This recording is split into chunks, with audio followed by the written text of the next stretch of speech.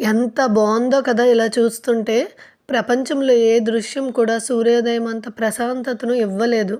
అందులోన ఆ సూర్యుడు నదిపై ఉదయిస్తున్నప్పుడు అది మనం చూసినప్పుడు ఆనందమే వేరు.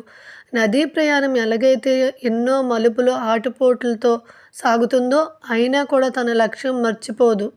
అలానే మన జీవిత ప్రయాణం కూడా మన లక్ష్యాన్ని మర్చిపోకుండా సాగుతూనే ఉండాలి.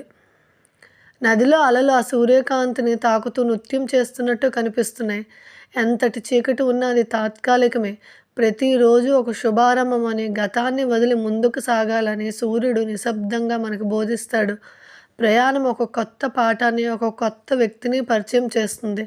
కొత్త ప్రదేశాలు మన ఆలోచనలకు పదును పెడతాయి. ఇలా ఉదయం సూర్యోదయం సమయంలో టెంపుల్‌కి వెళ్ళటం మనసుకు ప్రశాంతతనిస్తుంది. పక్షుల కిలకిలలు అప్పుడే నిద్రలేస్తున్న లోకానికి స్వాగతం పలుకుతున్నట్టు అనిపిస్తుంది. ఎంత సంతోషంగా, ఎంత మానసిక ప్రశాంతంగా ఉందో కదా ఇది చూస్తూ ఉంటే.